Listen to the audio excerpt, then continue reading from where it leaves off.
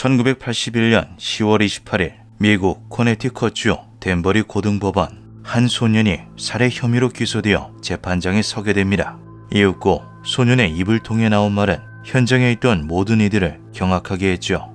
모든 것은 악마가 제게 시킨 것입니다.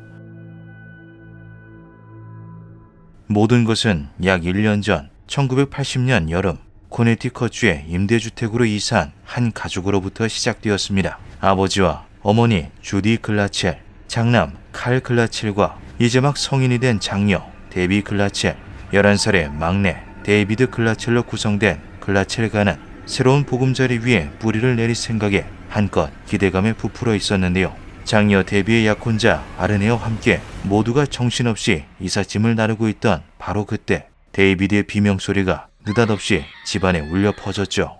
놀란 가족들이 곧장 아이에게 달려가 이유를 묻자 데이비드는 울먹거리는 목소리로 흰 수염을 가진 할아버지가 나타나 자신을 밀치고 사라졌다고 답합니다. 이에 가족들은 데이비드가 청소를 하기 싫어 잔꾀를 부리는 것이라 보고 대수롭지 않게 여기며 이사를 마무리하였는데요. 하지만 얼마 지나지 않아 가족들은 점점 기묘한 일들을 겪기 시작하죠. 데이비드가 허공을 뚫어져라 바라보며 알 수 없는 말들을 중얼거리더니 급기야 웬 노인의 말투까지 흉내내며 소름 끼치게 웃어댔던 것입니다. 심지어 생전 배운 적도 들어본 적도 없었던 라틴어를 읊어대거나 무슨 뜻인지조차 가늠할 수 없는 방언을 남발하기도 했는데요. 불과 11살에 불과했던 어린아이의 장난이라고 하기에는 그 정도가 너무 격할 뿐더러 상식적으로 납득할 수도 없었죠. 그러는 사이 데이비드의 건강 상태는 급속도로 악화되기 시작합니다. 자다가 놀라 갑자기 소리를 지르는 이른바 야경증을 보이는 것은 물론 밤낮으로 잦은 발작을 일으켰고 온몸에 정체불명의 멍이나 긁힌 상처가 발견되기도 했는데요. 보다 못한 글라첼 부부는 아들을 정신과에 데리고 갔지만 저명한 의사들조차 원인을 알 수 없다는 말만 반복했죠. 치료법을 강구하던 부부는 데이비드의 상태가 현대의학이 아직 발견하지 못한 초자연적인 현상 때문일 수 있다고 생각해 혹시나 하는 마음으로 성당으로 향합니다. 놀라지 말고 듣기에 자네들 집에 있는 사악한 악령이 아이의 몸에 들어간 것 같네. 성당의 신부는 엄숙한 말투로 그들에게 경고하였는데요. 그는 데이비드가 현재 빙의 상태이며 몸에 깃든 악령을 쫓아내기 위해서는 이른바 엑소시즘을 해야 한다고 말했죠. 마침내 아들을 살릴 방법을 찾아낸 부부는 희망을 안고 곧장 지역 교구에 엑소시즘의 허가를 요청했지만 돌아온 대답은 불가능하다는 말뿐이었습니다. 어린아이를 대상으로 한 구마 행위는 자칫 아동학대로 비추어질 위험성이 있어 교단 내에서 기피했기 때문이었는데요. 신락 같은 희망마저 놓칠 위기에 처한 부부는 가진 방법을 동원해 수차례나 교구를 설득했지만 교구 측은 입장을 고수했죠. 가족들의 극진한 노력이 허무할 정도로 데이비드의 상태는 날이 갈수록 최악을 향해 달려가고 있었습니다. 마치 짐승마냥 하울링이나 하악질을 하는 등 인간으로서의 모습을 찾아볼 수 없는 처참한 모습에 글라첼 부부는 지푸라기라도 잡고 싶은 심정이었는데요. 막내 아들을 포기할 수 없었던 부부는 오랜 수소문 끝에 심령 연구가로 활동하는 워렌 부부와 어렵사리 연락이 닿는데 성공하죠. 남편 에드 워렌과 아내 로레인 워렌 모두 교회나 정부 기관으로부터 공인된 인물은 아니었으나 당시 퇴마나 유령조사, 심령 상담 분야에서 언론과 대중들에게 주목을 받는 전문가들이었습니다. 곧바로 그들을 집으로 초청한 글라첼 부부는 이미 사람이라고 보기 힘들 정도로 망가져버린 아들 데이비드를 보여주었는데요. 데이비드를 지켜보고 관찰한 워렌 부부는 또 하나의 충격적인 사실을 감지해내죠. 처음 데이비드 몸에 자리 잡은 영혼이 주변 영가들을 자석처럼 끌어들여 무려 40개에 달하는 악령이 그의 몸속에 소용돌이 치고 있다는 것이었습니다. 다시 말해 11살 소년의 작은 체구 안에서 각기 다른 혼령들이 서로 몸을 차지하기 위해 싸우고 있었다는 건데요. 그렇게 부마자 데이비드 글래첼의 구마의식을 진행하기로 결정한 워렌 부부는 지역 성당을 끈질기게 설득해 신부 한 명의 참관 아래 엑소시즘을 시작하죠. In the name of Jesus, Jesus repels you. Leave this child alone. It's on your forehead. Yes, Never, you are not strong, you're weak. You're weak. Ryan. Jesus loves this boy. This is his child. Wake him out of it. Drop him up. Do something. Hold him on the ground, he said. David, Mommy's here. Mommy's here. Come on, wake up. Come on. Get up. Come on, let's go. Get out of this. Get out of my son. Get out of my son. Come on. Come on, son. Son, get up. Get away from my son.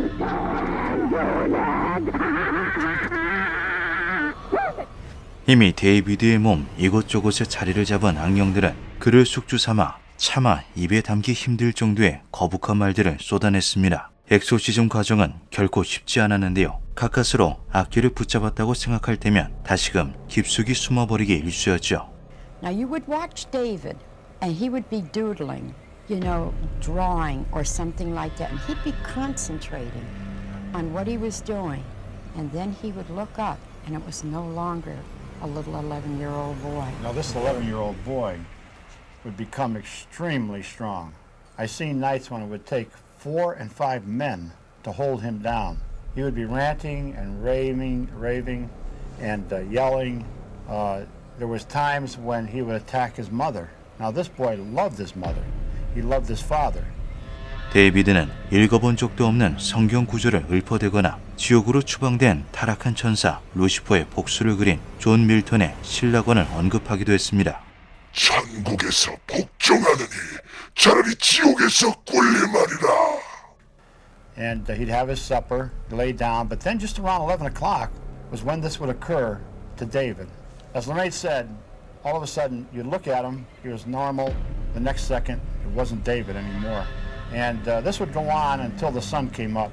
The boy would roll around, he would go into fits. I seen one time when he actually levitated, had extreme strength. Terrible obscenities would come from him.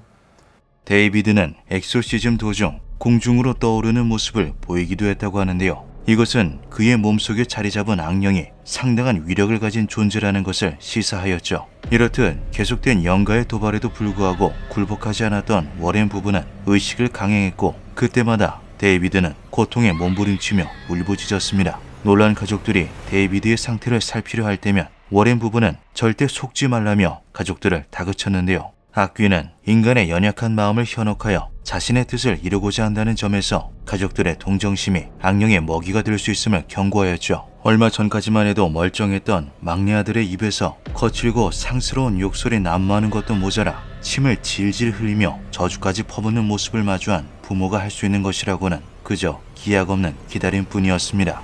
그렇게 여름부터 시작된 글라첼과의 악몽은 가을의 끝자락에 이르기까지 수개월에 걸쳐 이어졌고 오랜 기간 이어진 구마 작업에 가족들의 몸과 마음 또한 날로 지쳐갔는데요. 세 번째 구마의식이 있던 날 데이비드는 귀를 찢을 듯한 비명을 질러대며 전보다 더욱 거세게 발악하였죠. 가족들은 이번에도 두 눈을 질끈 감은 채 그의 사지를 붙잡고 워렌 부부가 행하는 엑소시즘에 동참하였습니다.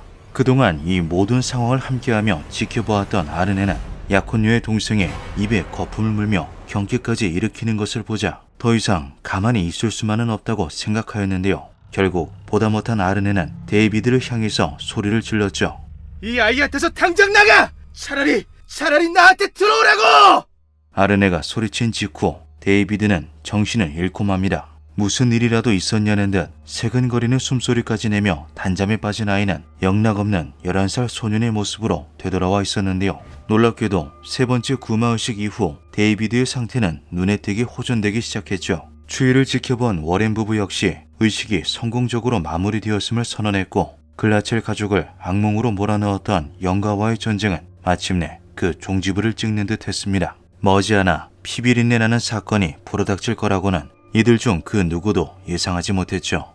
1981년 2월 16일 오전 아르네는 자신이 근무하고 있던 조경회사에 휴가를 내고 여자친구인 데비가 근무하고 있는 애완동물 관리소로 향했습니다. 데비의 친척 동생들을 포함해 9살 배기 사촌 메리도 함께 센터에 방문해 모처럼 즐거운 시간을 만끽했는데요. 정오 무렵 관리소장이었던 앨런 보노가 점심을 사주겠다며 외식을 제안했고 가족들은 이를 흔쾌히 수락했죠. 그런데 식사 중 술에 취한 앨런의 언행이 거칠어지다 못해 메리에게 부적절한 스킨십까지 시도하자 분위기는 한순간에 얼어붙어 버립니다. 심상치 않은 기류를 느낀 데비가 재빨리 동생들을 데리고 자리를 뜨려 했지만 앨런이 메리의 손을 붙잡고 놓아주지 않으면서 상황은 더욱 격화되었는데요. 그 순간 갑자기 아르네가 주머니에서 13cm 길이의 접이식 칼을 꺼내 앨런의 목과 가슴을 사정없이 찌르고 말았죠. 그야말로 순식간에 벌어진 살인에 평화로웠던 식사 자리는 비명과 고통스러운 신음이 뒤섞인 아비규환이 되어버렸습니다. 생전 처음 마주하게 된 남자친구의 돌발 행동에 경악한 데비는 아르네를 바라보고는 연이어 충격을 받게 되는데요. 과거 자신의 동생 데이비드가 보인 행동과 동일하게 아르네가 알 수 없는 말을 중얼거리며 짐승처럼 울부짖었던 것이죠. 불현듯 뇌리를 스치는 일전의 악몽들에 그녀는 동생들을 데리고 아르네에게서 멀리 떨어졌고 곧바로 경찰에 신고해 상황을 전했습니다. 현장에 출동한 경찰은 살인이 벌어진 곳에서 3km 떨어진 숲속에서 무표정으로 배회하고 있는 아르네를 발견하게 되는데요. 그 자리에서 1급 살인 용의자로 체포된 아르네는 즉시 조사를 받게 되죠. 하지만 그는 도무지 이해가 되지 않은 말들만 늘어놓을 뿐이었습니다. 정신을 차리고 보니 숲속이었습니다. 제 손에 왜 피가 묻어있는 건지 모르겠어요. 마치 누군가 자신의 몸을 잠시 사용한 것 같다며 사건 당시의 순간을 가위로 오린 듯 전혀 기억나지 않는다고 말한 건데요. 아르네의 터무니없는 주장을 받아들일 수 없었던 형사들은 그를 검찰로 송치했죠. 1981년 10월 28일 아르네 샤이엔 존스는 앨런 보노 1급 살인 혐의로 기소되어 법정에 서게 됩니다. 재판 진행에 앞서 아르네와 글라첼 가족에게 벌어졌던 기묘한 기행을 전해들은 아르네의 변호인 마틴 미넬라는 살인 당시 그가 정상적인 정신 상태가 아니었으며 악령의 지배하에 벌어진 일이라고 변론했는데요. 그 중에서도 피고인 스스로 자신의 죄를 악마가 시켰다고 진술한 것은 법조계를 전부 통틀어서 전무후무한 일이었죠. 현지 언론들 또한 악마에게 빙의되어 살인을 저지른 남자라는 헤드라인을 내세워 사건을 대서특필했습니다. 해당 사건을 접한 미국 사회의 반응은 크게 엇갈렸는데요. 각종 초자연적인 현상을 신봉하는 이들은 악령이 실존한다며 아르네의 무죄를 지지했죠. 특히 당시 오컬트 영화였던 엑소시스트와 오멘 모두